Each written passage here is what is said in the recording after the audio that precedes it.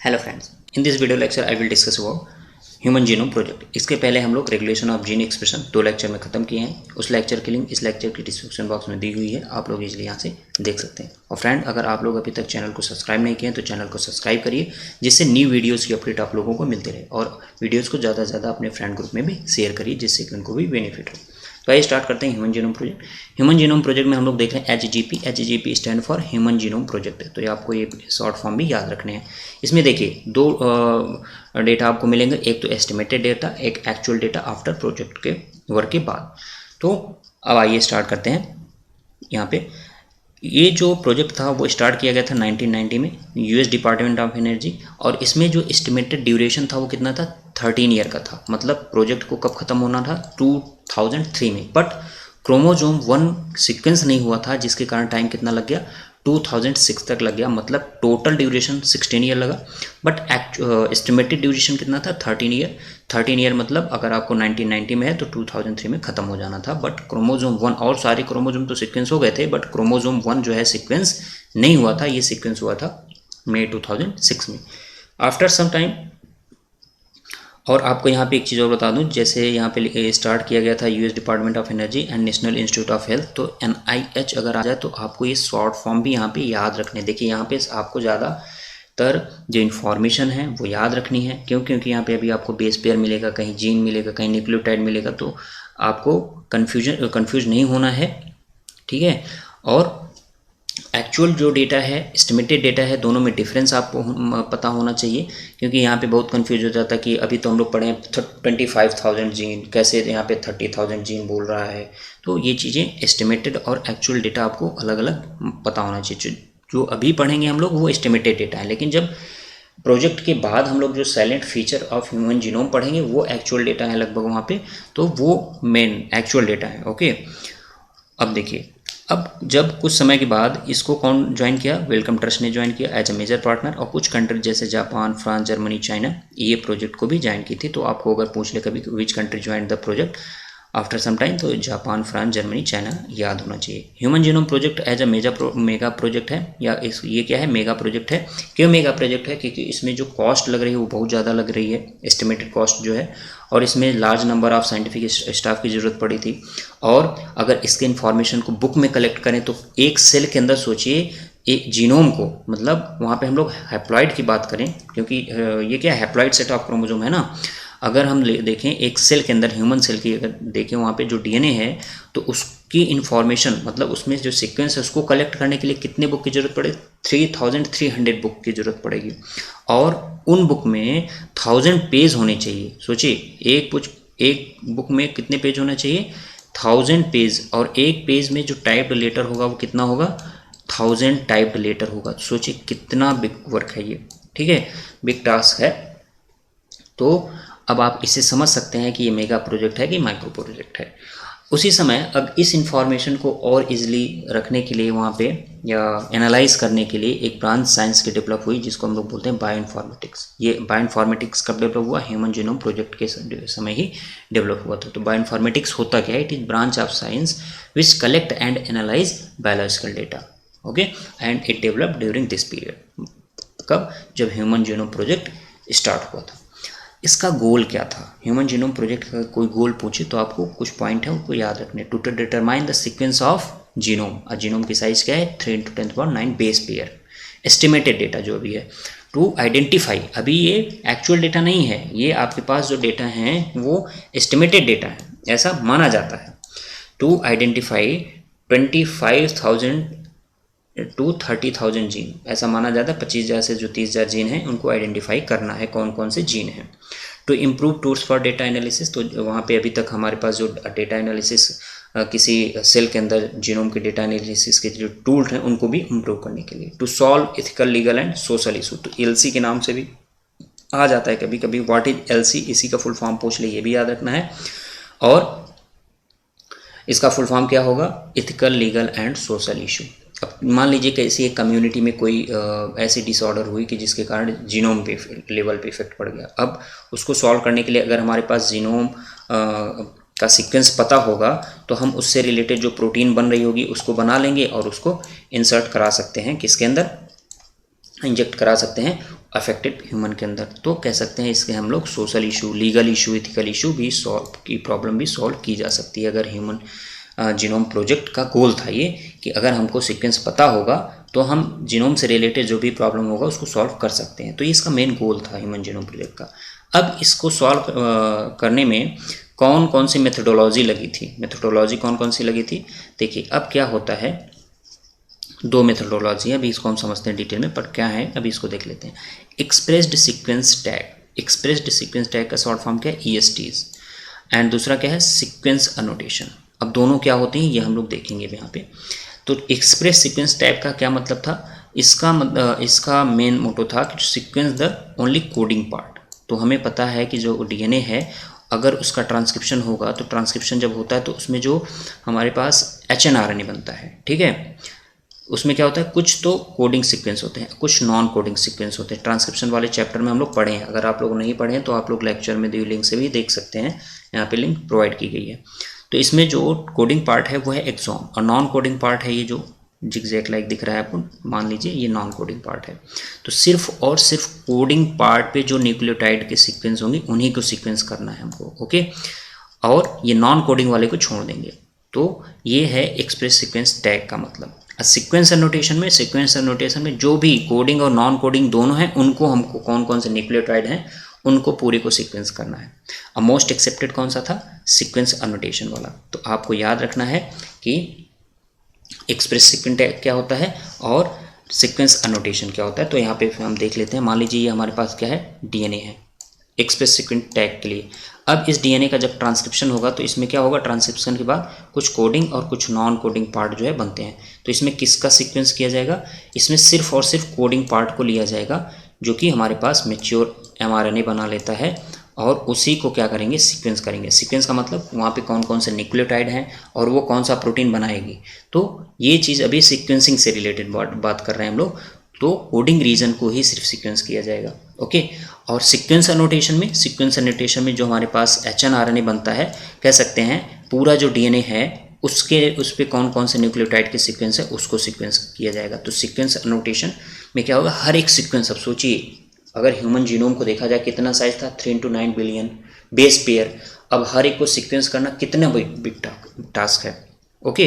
तो यहाँ पे जो सीक्वेंस अनोटेशन है उसमें कोडिंग नॉन कोडिंग दोनों पार्ट को सीक्वेंस किया जाएगा। और एक्सप्रेस सीक्वेंस टैग में क्यों एक्सप्रेस्ड बोल रहे हैं, क्योंकि वहाँ पे mRNA क्या होगा, कोडिंग वाला पार्ट एक्सप्रेस्ड, ओके, जो पार्टिकुलर प्रोटीन बनाएगा उसी को वहाँ पे क्या किया जा रहा है, सीक्वेंस किया जा रहा है, ओनली कोडिंग पार्ट। तो एक्सप्रेस सीक्वेंस टैग में क्या किया जा रहा है, ओनली कोडिंग पार्ट को सीक्वेंस किया जा रहा है, और सीक्वेंस अनोटेशन में कोडिंग और नॉन कोडिंग दोनों को सीक्वेंस किया जा रहा है। तो मोस्ट एक्सेप्टेड कौन सा है ये भी आपको याद रखना है, सीक्वेंस अनोटेशन। तो अब स्टेप इसमें क्या होता है, सीक्वेंस अनोटेशन के लिए सबसे पहले हम क्या करेंगे, किसी सेल से आइसोलेट करेंगे DNA, उसके बाद उसको क्या करेंगे, ब्रेक डाउन करेंगे with the help of endonuclease. हम लोग एंडोन्यूक्लियस क्यों यूज करते हैं, क्योंकि यहाँ पे क्या होगा, यहाँ पे मान लीजिए DNA इसको फ्रेगमेंट बनाना है तो इसमें एंडोन्यूक्लियस लगेगी। ज़्यादा से ज़्यादा इसका पार्ट हम लोग बायोटेक्नोलॉजी में भी डिस्कस करेंगे। तो आप लोगों को अगर यहाँ पे भी चीज़ें नहीं आ रही होंगी, endonuclease, bacteria artificial chromosome, yeast artificial chromosome, तो डरने की ज़रूरत नहीं है। बस आप लोग अभी यहाँ पे याद रखिएगा, क्योंकि बायोटेक्नोलॉजी वाले में हम लोग ईस्ट वेक्टर ये सारा का सारा डिटेल में पढ़ेंगे, स्टडी करेंगे, PCR क्या होता है। बस आप लोग अभी यहाँ पे याद रखिएगा कि क्या क्या पॉइंट होते हैं, ओके, डरिएगा नहीं। तो यहाँ पे एंडोन्यूक्लियस क्या करेगा, एंडोन्यूक्लियस इसको ब्रेक डाउन करेगा, फ्रैगमेंट में आएगा। अब इस फ्रैगमेंट को हम लोग वेक्टर में इंसर्ट कराएंगे। तो वेक्टर यहाँ पे क्या होगा, बैक्टीरियल आर्टिफिशियल क्रोमोसोम, इस शॉर्ट फॉर्म क्या है, BAC, and yeast artificial chromosome, ये वेक्टर की तरह काम। अब इसमें हम लोग बैक्टीरियल आर्टिफिशियल क्रोमोसोम को कहाँ पे इंसर्ट कराएंगे, अगर होस्ट हमारा बैक्टीरिया होगा। ईस्ट आर्टिफिशियल कहाँ इंसर्ट होगा, ये वेक्टर इंसर्ट होगा अगर हमारे पास होस्ट क्या होगा, ईस्ट होगा। होस्ट क्या होगा, होस्ट क्या होता है जिसमें हम लोग वेक्टर को इंसर्ट कराते हैं। और वेक्टर क्या कहाँ होता है, मीडिएटर का काम करता है, जिसमें हमारे इस फ्रैगमेंट को कहाँ इंसर्ट कराएगा, इस होस्ट में इंसर्ट कराएगा, ओके। वेक्टर, होस्ट, ये सारा चीज़ें बायोटेक्नोलॉजी वाले चैप्टर में हम लोग डिटेल में पढ़ेंगे, तो अभी आपको घबराने की ज़रूरत नहीं है। फिर अब जब वेक्टर के पास हमारे पास ये फ्रैगमेंट आ जाएगा डीएनए का, तो उस ऐसे वेक्टर को हम लोग बोलते हैं ट्रांसफॉर्म्ड वेक्टर, क्या बोलते हैं, या रिकॉम्बिनेंट वेक्टर बोलते हैं, सॉरी क्या बोलते हैं, रिकॉम्बिनेंट वेक्टर बोलते हैं, जिसके पास क्या होता है, आइसोलेटेड डीएनए का जो फ्रैगमेंट है वो आ जाता है, तो तब वेक्टर को हम क्या बोलते हैं, रिकॉम्बिनेंट वेक्टर बोलते हैं। और रिकॉम्बिनेंट वेक्टर कहाँ ट्रांसफ़र किया जाएगा, ट्रांसफर्ड इनटू या तो बैक्टीरिया में या तो ईस्ट में। क्यों, क्योंकि वहाँ पे क्लोनिंग होनी है, हमको कॉपी बनानी है ज़्यादा से ज़्यादा। देखिए वहाँ पे क्या होगा, अगर मान लीजिए अगर हम कॉपी नहीं बनाएंगे तो क्या इसका ड्रॉबैक होगा, ये बता दे रहा हूँ। क्योंकि हमको क्या करना है, हमको क्या करना है, सीक्वेंस करना है। तो अगर हम लोग मान लीजिए किसी चीज़ की कॉपी नहीं बनाए हैं, मान लीजिए आपको मैं एक कॉपी दे दूँ, उसको बोल दूँ कि ये आप जो है रख लीजिए और यूज करिए, तो अगर वो कभी फट जाएगी तो फिर आपके पास उसमें जो इन्फॉर्मेशन है वो आप कहाँ से लाएंगे, नहीं लाएंगे ना। तो आप क्या करेंगे, तो उसकी 10 कॉपी 20 कॉपी बना लेंगे, कभी ज़रूरत पड़े इन फ्यूचर में तो आप उसको यूज करेंगे। सेम यहाँ पे भी होता है कि क्या किया जाता है, सेल का जो डीएनए है उसकी कॉपी बनानी होती है, तो कॉपी बनाने के लिए हमको चाहिए होस्ट, या तो बैक्टीरिया लेंगे या तो ईस्ट यूज करेंगे। तो उसमें जो वेक्टर होता है उसके लिए बैक्टीरियल आर्टिफिशियल क्रोमोसोम, इनके साथ बैक्टीरिया, और ईस्ट में जो हमारे पास डीएनए फ्रैगमेंट है उसको ट्रांसफ़र करने के लिए ईस्ट आर्टिफिशियल क्रोमोसोम लेते हैं। ओके, और फाइनली ज़्यादा से ज़्यादा जो यूज किया गया है वो ईस्ट यूज़ किया गया है इनके साथ। और बैक्टीरिया क्या है, प्रोकैरियोटिक सेल है, और ईस्ट क्या है, यूकैरियोटिक सेल है। तो यहाँ पे जो ज़्यादा से ज़्यादा यूज़ किया गया ईस्ट जो है कॉपी बनाने में किया गया। और इन विट्रो जो है अगर कॉपी बनानी हो तो किस में बनाया जा सकता है, इन विट्रो बनाया जा सकता है by using PCR, polymerase chain reaction. In vitro का मतलब लिविंग सेल के बाहर, तो ये टेक्नोलॉजी है पीसीआर, इसमें भी कॉपी बनाई जा सकती है। उसके बाद अब जब हमारे पास कॉपी बन गई तो उसको हम लोग क्या करते हैं, अब मान लीजिए ये कॉपी हम निकाले किसी सेल से और इसको सीक्वेंस किए। सीक्वेंस करने के लिए सैंगर्स मेथड क्या होता है, इसमें ज़्यादा आपको जानने की ज़रूरत नहीं है, बस कौन सा मेथड यूज किया गया था डीएनए सीक्वेंसिंग के लिए, ये चीज़ें आपको याद होनी चाहिए। और ये सैंगर्स मेथड जो डेवलप किया गया था किसके द्वारा किया गया था, बाय फ्रेडरिक सेंगर, साइंटिस्ट का नाम है Frederick Sanger, developed Sanger's method for determining the sequence of nucleotide. और इसमें अब मान लीजिए डीएनए है, इसमें कौन सा डीएनए का न्यूक्लियोटाइड होगा, इसको सीक्वेंस करने के लिए कौन सा मेथड यूज कर रहे हैं, सैंगर्स मेथड, तो आपको याद होना है। उसके बाद अब पता चल गया कौन सा सीक्वेंस होगा, तो इस तरीके से मेथड यूज करके क्या किया गया, डीएनए को सीक्वेंस किया गया। अब देखिए, अब जब सीक्वेंस हो गया, इंफॉर्मेशन आ गई, तो अब ह्यूमन जीनोम की क्या क्या है इंफॉर्मेशन है, कितने जीन हैं, कौन सा क्रोमोसोम ज़्यादा जीन है, किस में कम जीन है, ये सारी की सारी इन्फॉर्मेशन आपको यहाँ पे जानने को मिलेंगी। तो ह्यूमन जीनोम जो है उसमें कितने न्यूक्लियोटाइड बेसिस प्रेजेंट हैं, उसमें 3164.7 मिलियन न्यूक्लियोटाइड, अगर इसको बिलियन में देखा जाए 3.1 बिलियन बेसिस प्रेजेंट है। Okay, total number of gene, अभी देखिए गोल में क्या था, 25,000 to 30,000 जीन ना, तो यहाँ पे जो जीन है वो कितना है, टोटल नंबर ऑफ जीन 30,000, और जबकि एस्टिमेटेड कितना है, एस्टिमेटेड ज़्यादा ही है। एस्टिमेटेड हम लोग मानते हैं, एस्टिमेट किया गया था 80,000 to 1,40,000 जो है एस्टिमेट किया गया था। ओके, बट यहाँ पे जो टोटल नंबर ऑफ जीन है ह्यूमन में वो कितने हैं, 30,000 जीन, तो आपको पता होना चाहिए। और हर एक जीन जो है लगभग अप्रॉक्स कितने बेस का बना हुआ है, 3000 बेसिस होते हैं उसमें। ओके, तो हर एक जीन में कितने बेसिस हैं, 3000 बेसिस। बट डिस्ट्रॉफिन जीन है जो, उसमें कितने बेसिस हैं, 2.4 मिलियन, आपको याद रखना है 2.4 मिलियन बेस है। ओके, तो आपको नॉर्मल जीन में कितने बेसिस हैं, 3000 बेसिस हैं, बट डिस्ट्रॉफिन जो है लार्जेस्ट जीन, अगर कभी आ जाए give the name of the largest longest gene, तो आपको बताना है डिस्ट्रॉफिन कितने बेसिस हैं, 2.4 मिलियन बेसिस हैं। और जो हमारे पास शॉर्टेस्ट जीन है वो क्या है, TDF, टेस्टिस डिटरमाइनिंग फैक्टर का जीन है, जो उसका कितना बेस पेयर लॉन्ग है, वो 14 बेसिस लॉन्ग है वो। ओके, उसमें कितने बेसिस हैं, 14 बेसिस हैं। तो आपको ये भी पता होना चाहिए लॉन्गेस्ट जीन, स्मॉलेस्ट जीन, ठीक है, और उसमें कितने नंबर ऑफ बेसिस हैं। तो लॉन्गेस्ट कौन सा है, डिस्ट्रॉफिन, 2.4 मिलियन बेसिस, और स्मॉलेस्ट कौन सा है, TDF, testis determining factor, 14 basis long है वो। अब ये भी देखा गया कि जो हमारे पास टोटल जीन है अभी डिस्कवर किए गए हैं, उसमें सिर्फ 50% ही फंक्शनल हैं। ओके, 50% ही फंक्शन 50% का ही जो फंक्शन जो है डिस्कवर किया गया है अभी तक, अभी 50% अननोन है। ओके, तो 50% अब कितने जीन है तो कह सकते हैं हमारे पास 30,000 में हमें 15,000 का ही जो फंक्शन है वो नोन है, और 15,000 का फंक्शन जो है अननोन है। तो आपको ये भी पता होना चाहिए function of 50% of discovered gene unknown, मतलब 30,000 जीन में से अगर पूछ लिया जाए कभी इसको कि कितने जो है जीन का जो है फंक्शन नोन है, परसेंट में ना पूछा जाए, तो आपको याद होना चाहिए कि 30,000 तो जीन है और उसमें 50% का हमें नोन है, 50% का अननोन है, मतलब 15,000 जो है जीन का जो फंक्शन नोन है। तो इस हिसाब इसको भी आप लोग कॉमन सेंस लगा करके सॉल्व कर सकते हैं क्वेश्चन को। Okay, less than 2% of genome codes for protein, अगर हम देखें कोडिंग पार्ट कितना है 2% से कम ही है। ओके, 1.5 के समथिंग है। तो आपको याद रखना है कि जो हमारे पास जीनोम की साइज़ है, जीनोम की साइज उसका उससे लेस देन 2% ही क्या होता है प्रोटीन को कोड करता है, या उसके पास इंफॉर्मेशन है, और जो है नॉन कोडिंग है। 99.9% of nucleotide bases are exactly similar in all human beings. Only 0.1% are different. अगर हम लोग ह्यूमन देखें, पॉपुलेशन इतनी है इंडिया की या वर्ल्ड की बात करें, तो उसमें 99.9% सिमिलर न्यूक्लियोटाइड सीक्वेंसेस में होंगे। केवल डिफरेंस का कितना होगा 0.1। सोचिए क्यों, क्योंकि हमें पता है कि जीनोम की साइज़ देख रहे हैं ना आप कितनी है। अब जीनोम की साइज़ में अगर हम 0.1% से निकालिए उसका, तो कितना डिफरेंस आ जाएगा, बहुत आ जाएगा। तो इतना ही डिफरेंस काफ़ी है लोगों में वेरिएबिलिटी के लिए। तो कितने परसेंट सिमिलर हैं 99.9। ये डेटा सब आपको याद रखना, 99.9% nucleotide basis are exactly similar in all human beings. Okay, 0.1% का ही डिफरेंट है। तो और जो वर्ल्ड में ह्यूमन है उनमें देखा जाए 99.9% सब में सिमिलर है, सिर्फ डेटा कितना है 0.1% ही डिफरेंट है।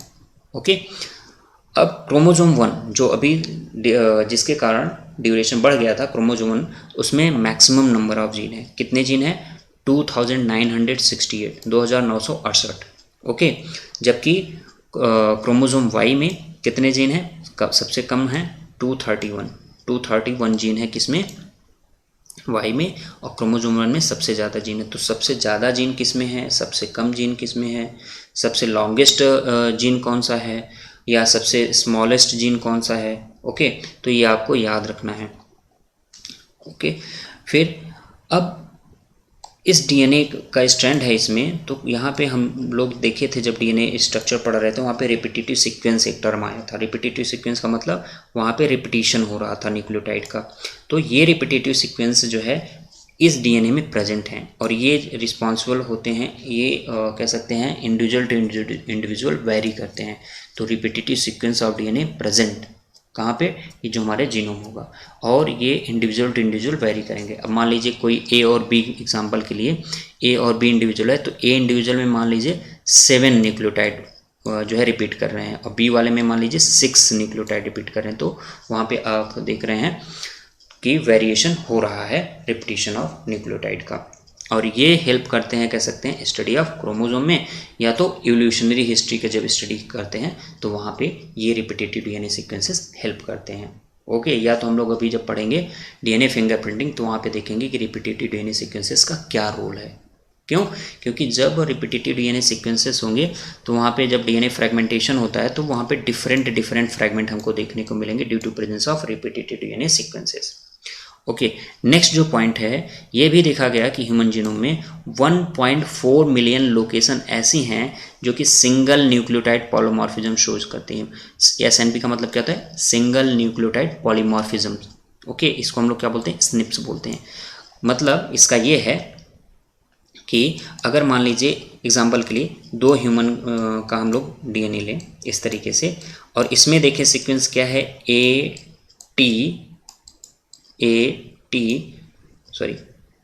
इसमें मान लीजिए सीक्वेंस है ATCG, और दूसरे ह्यूमन में क्या हो जाएगा CG,